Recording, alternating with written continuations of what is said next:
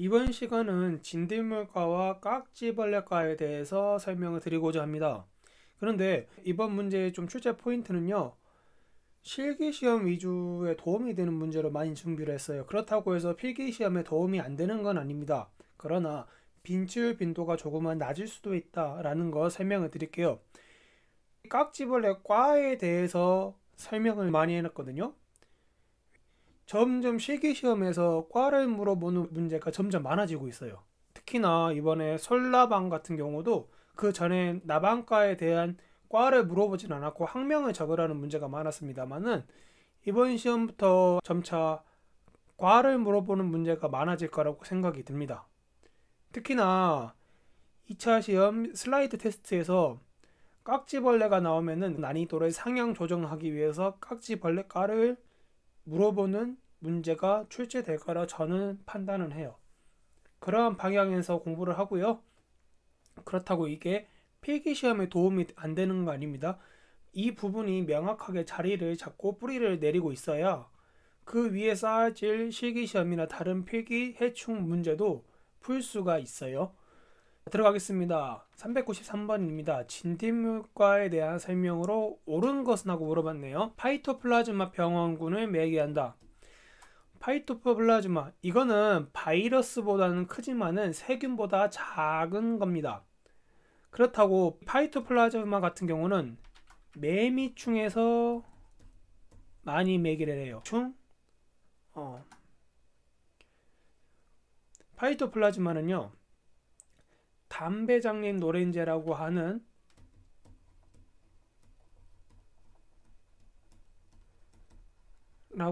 노린재과에서도 많이 번식이 되고요. 매미충과에서도 이 파이토플라즈마가 번식이 됩니다. 그런다고 진딧물과에서는 바이러스가 매개가 되지 파이토플라즈마가 매개가 되지 않아요. 따라서 1번 아니고요. 다형 현상을 일으킨다. 그럼 다형 현상에 대한 개념을 알고 있어야 되죠. 저번 시간에 제가 말씀을 드린 것 같아요. 다형 현상 같은 경우는 함수의 구별 상관없이 기주 이동을 하기 위해 또는 다른 형태적인 변화가 일어나서 기주이주성 또는 비이주성으로 나누어지고 그것이 형태적으로 또는 환경에 따라 나누어질 수 있다. 즉 스스로 변형할 수 있는 현상을 보고 다형 현상이라고 하는데 이게 진딧물과의 대표적인 특징입니다. 따라서 2번은 맞고요. 1차 기주에 혹을 형성하지 않는다고 했는데 진딧물과의 대표적인 것으로는 복숭아혹 진딧물, 목화 진딧물 또는 번잎옷 진딧물 이런 기타 등등의 진딧물이 있어요. 근데 이런 진딧물들은 2차 기주에서는 형성하지 않아요. 무엇을요? 혹을요. 그러나 1차 기주에서는 혹을 형성합니다. 목화 진딧물 같은 경우도 역시 무궁화에 혹을 형성하고요. 목화 진딧물 같은 경우 2차 가해 식물이 오이 또는 고치거든요. 오이 또는 고초에는 크게 영향을 주되 혹을 형성하지는 않습니다. 그렇기 때문에 1차 기주에서 혹을 형성하지 않는다라고 말을 하는 게 아니라 2차 기주에서 혹을 형성하지 않는다라고 고쳐주셔야 이게 맞는 문장이에요. 따라서 3번도 틀렸고요. 외줄면충은 면충과이다라고 묻는데 면충과라는 개념 자체가 없습니다. 외줄면충도 진딧물과예요. 그렇기 때문에 면충류를 죽이는 약은 진딧물을 죽이는 약과 동일합니다. 네오니코노이드계가 대표적으로 있었죠. 4A가 네오니코노이드계입니다. 제가 외줄면충 얘기 하나 나와서 제가 말씀을 드릴게요. 외줄면충 같은 경우는 잎에 혹을 형성하기 때문에 잡기가 굉장히 어렵습니다. 그러면은 느티나무 외줄면충 같은 경우 방제할 수 있는 시기, 꼭 그 시기에 맞춰서 약을 뿌려야 돼요. 그 시기가 어떤 시기냐면은 봄에 느티나무 잎에서 불구스름한 새순이 나오기 시작할 때가 있습니다. 그 기운이 나왔을 때 외줄면충에 관계된 약을 뿌려주면 돼요. 스미치온도 가능합니다. 이게 페니트로티온 1B라고 하죠. 기작 표시 기호로는요.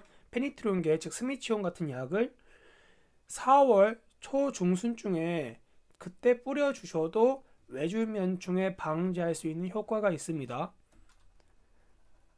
이건 한 가지 팁으로만 말씀을 드린 거고요. 다음 문제 넘어갈게요.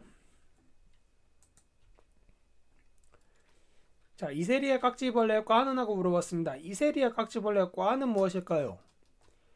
자, 혹시 4번이라고 쓰실 수 있는데 4번 아니고요. 이세리아 깍지벌레는 집신 깍지벌레과입니다.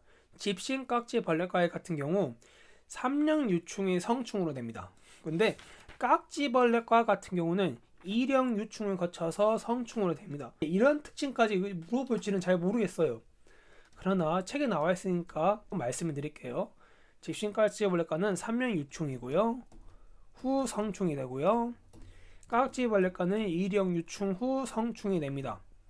그렇다면 뭐라고? 이세리아 깍지벌레는 집신 깍지벌레다라는 것 알고 가시면 좋을 것 같습니다. 집신 깍지벌레가 그 유래가 모양 자체가 좀 지심처럼 생겼다고 해서 집신 깍지벌레라 불러요. 공깍지벌레과는 하고 물어봤습니다. 공깍지벌레라고 했을 때 많으신 분들이 깍지벌레 아니면은 왕공깍지벌레과 아니냐고 물어보십니다. 근데 둘 다 아니고요. 이거 공깍지벌레는 밀깍지벌레과입니다. 거북밀깍지벌레, 쥐똥밀깍지벌레, 뿔밀깍지벌레 같은 과를 지니고 있는 공깍지벌레는 밀깍지벌레과의 공깍지벌레이다. 그리고 다른 밀깍지벌레도 있죠. 더 중요한 줄솜깍지벌레과는 하고 물어봅니다. 줄솜깍지벌레과는 하고 물어봤을 때요. 답도 역시 밀깍지벌레과이다. 그래서 답은 3번이 될게요. 왕공깍지벌레과는 왕공깍지벌레 중에 공깍지벌레가 밀깍지벌레라고 해서 이걸 밀깍지벌레라 쓰시면 안 되고요. 왕공깍지벌레는 왕공깍지벌레과가 따로 있습니다. 4번이고요. 루비깍지벌레 나왔는데요. 루비깍지벌레도 역시 밀깍지벌레과가 되겠고요. 그래서 답은 3번이 될게요. 새노제 깍지벌레가 나왔네요. 새노제 깍지벌레는요. 깍지벌레과입니다. 이것도 역시 실기시험 때 그림으로 익혀두셔야 되는 깍지벌레 중에 하나고요. 앞서 말씀드렸던 깍지벌레는 모두 눈으로 숙지를 하고 계셔야 합니다. 2차 실기시험 때 나오니까요. 벚나무 깍지벌레는요. 벚나무 깍지벌레 역시 깍지벌레과입니다. 이것과 비슷한 뽕나무 깍지벌레도 역시 깍지벌레과이죠. 깍지벌레과의 특징은 뭐다? 이령 유충을 거쳐서 성충이 되는 과이다라는 것. 뽕나무 깍지벌레과는 하고 물어봤습니다. 뽕나무 깍지벌레과. 이것도 역시 깍지벌레 4번이 되겠고요. 소나무 굴깍지벌레과를 물어봤네요. 일반적으로 생각하시면은 굴깍지벌레니까 굴깍지벌레과가 있는 거 아니야 라고 생각하실 수 있는데 소나무 굴깍지벌레에서 굴깍지벌레는 아예 존재하지 않아요. 그렇다면은 가장 가까운 깍지벌레가 굴깍지벌레과가 되겠고요.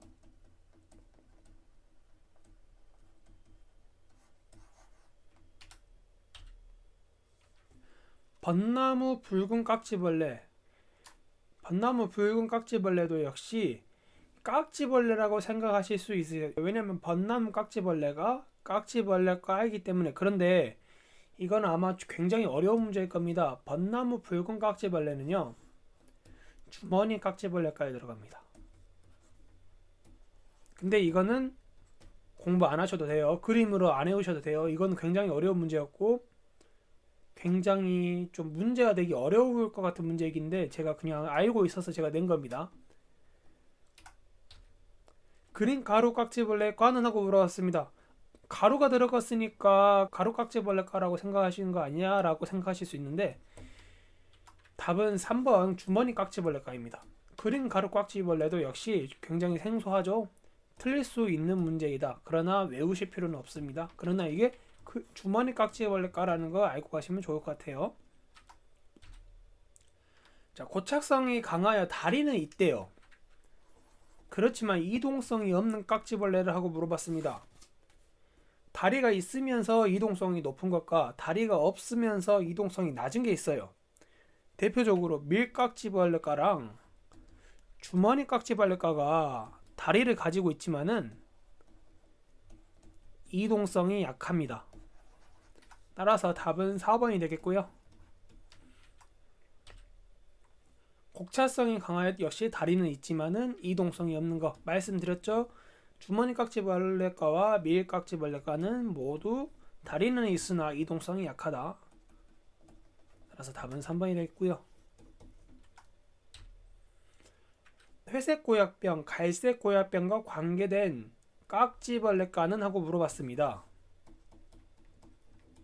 회색 고약병, 갈색 고약병 하면은 간단하죠.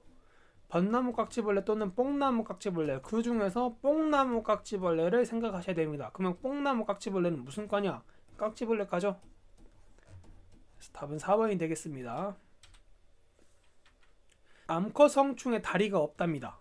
성충에 다리가 없는데 그렇기 때문에 이동성이 전혀 없는 깍지벌레, XX네요. 자, 깍지벌레과가 이동성이 전혀 없습니다. 즉 벚나무 깍지벌레, 뽕나무 깍지벌레, 장미 흰 깍지벌레 또는 식나무 깍지벌레 같은 경우는 성충 자체에 다리가 없기 때문에 이동성이 전혀 없어요. 그렇기 때문에 갈색 고약병, 회색 고약병 같이 뽕나무 깍지벌레 같은 경우는 도움을 받아서 그렇게 생존을 하는 거고요. 볼게요. 깍지벌레과가 정답이고요. 왕공깍지벌레, 어리공깍지벌레, 테두리 깍지벌레도 역시 성충에 다리가 없는 특징을 가지고 있습니다. 근데 여기서 가장 중요한 거는 깍지벌레가 다리가 없어 이동성도 전혀 없다. 이 부분 중요하고요. 408번입니다. 일형충, 유충을 거쳐서 성충이 되는 깍지벌레가 아닌 것은 하고 물어봤습니다. 일형충, 유충을 거친다. 이 말을 하면 무슨 과가 떠올리셔야 되죠? 깍지벌레 과가 떠올리셔야 되죠? 과가 떠올리셔야 되는데 이세리아 깍지벌레는 뭐죠? 집신 깍지벌레죠. 이거는 삼령유충태입니다. 식나무 깍지벌레, 장미인 깍지벌레, 사철나무 깍지벌레는요 깍지벌레과입니다. 깍지벌레과에 비슷한 게 또 뭐가 있었죠? 뽕나무 깍지벌레, 벚나무 깍지벌레가 있었죠. 소나무 굴깍지벌레도 역시 깍지벌레과입니다.